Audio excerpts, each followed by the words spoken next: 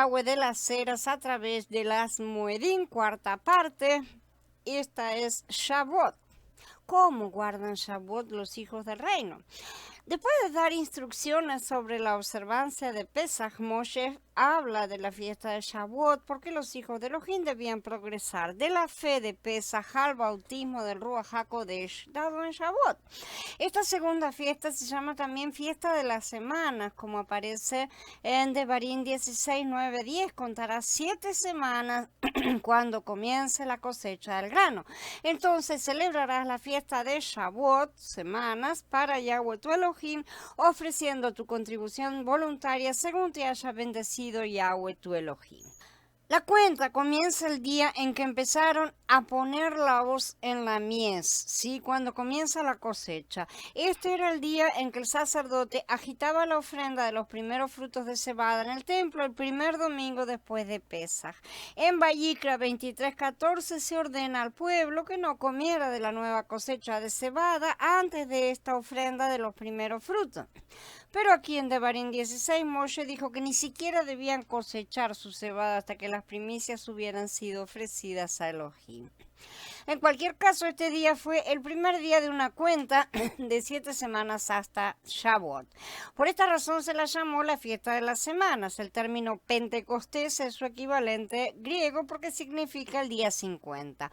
De modo que Shavuot siempre se celebraba 7 semanas después de la ofrenda de la gavilla mecida, que es Bikurim. Dado que la gavilla de cebada se agitaba en domingo, Shavuot también caía siempre en domingo. Shavuot recordaba el día en que Elohim habló a Israel desde medio del fuego en el monte, ¿no es cierto? Y todos escucharon los 10 mandamientos. Sin embargo, debido a que la gente en ese día se negó a escuchar el resto de la ley, insistiendo en que Moshe escuchara a Elohim y después le dijera lo que él había dicho, la bendición de Shavuot se pospuso hasta después de la muerte y resurrección de Mashiach. En verdad, el cuadro pintado muestra que la carne no acepta las cosas espirituales, ni tampoco puede entenderlas, como dice Corintiyim Aleph en el capítulo 2, pues el hombre natural no acepta las cosas que son del espíritu de Elohim porque para él son locura y no las puede comprender porque hay que discernirlas espiritualmente. Esto es porque la carne es enemiga de Elohim, ya que contiene la raíz de pecado satánica. Romaní 8:7 dice que la tendencia carnal lleva a la enemistad con Elohim porque no se sujeta a la Torah de Yahweh ni tampoco puede. Mientras que la ofrenda mecida en Bikurim, o sea, primero frutos, era de cebada, la ofrenda pentecostal de 2 hogazas de pan se hacía con trigo. Observarás la fiesta de Shavuot, semanas de los primeros frutos de la cosecha del trigo y la fiesta de la recolección a fin de año, dice Shemot 34. Otro contraste es que la cebada se mecía durante un tiempo de panes sin levadura, ¿no es cierto? Está dentro de la fiesta de los matzot, mientras que la ofrenda pentecostal se ofrecía con panes con levadura.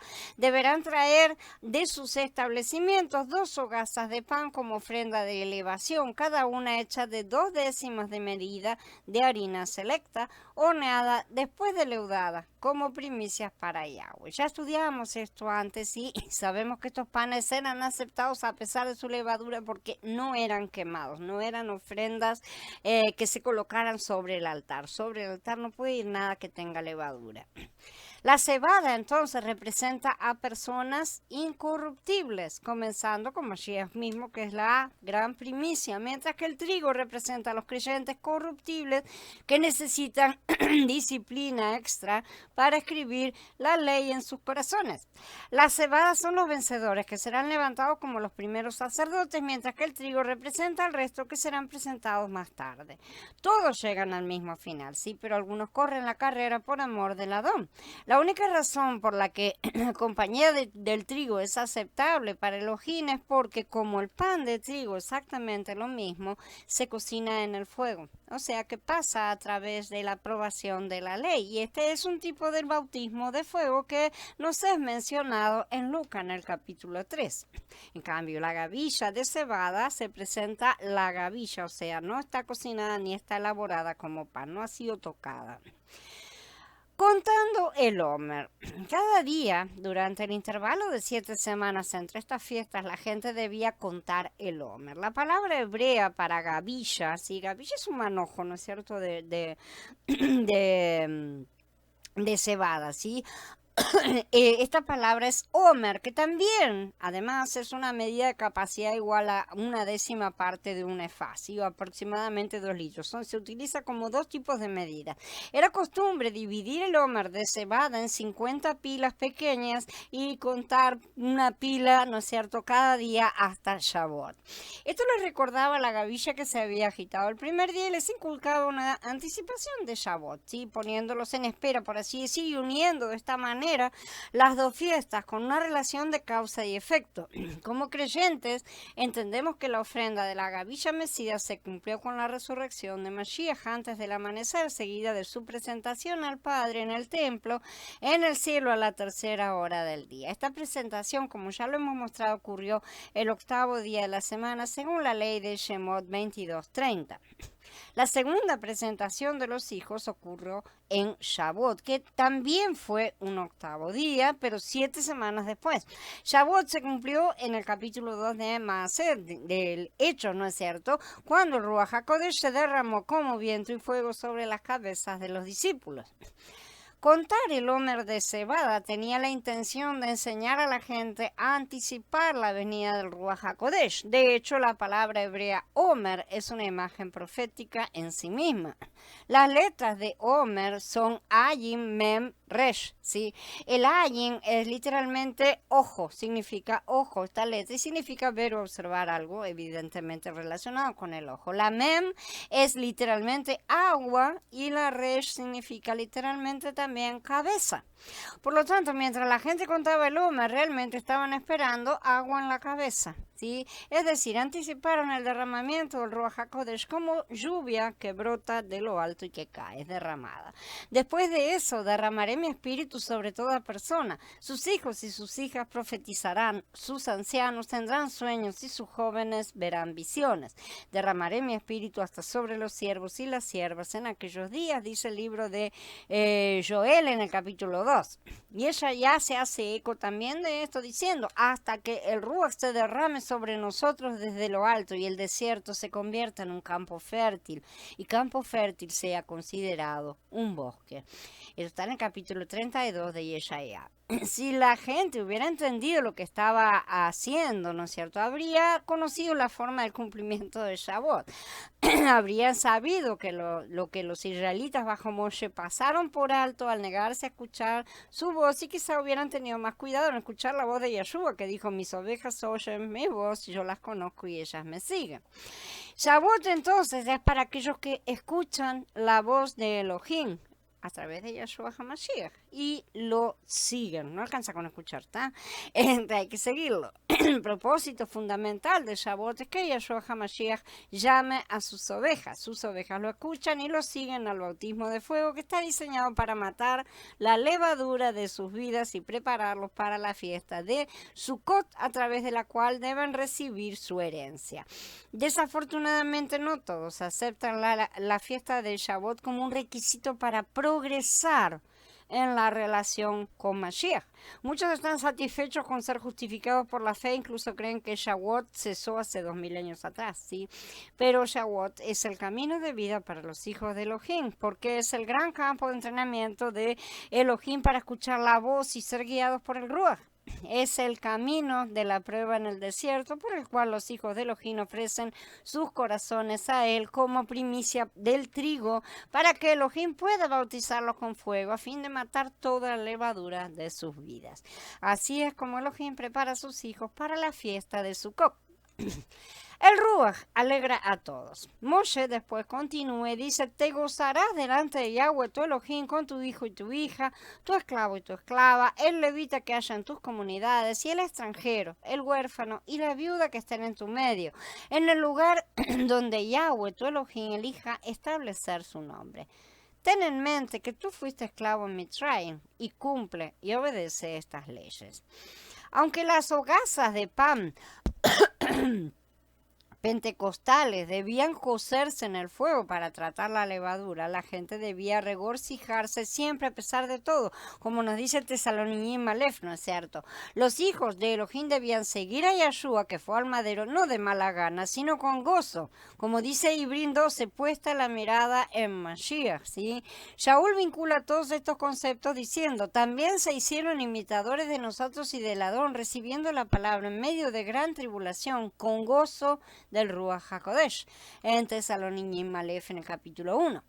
La fiesta de Shavuot es para todos, no solo para los hombres, ¿sí? No solo los amos, no solo los padres, no solo los israelitas. Las bendiciones de Shavuot vendrían sobre toda carne, como anticipara la profecía de Joel.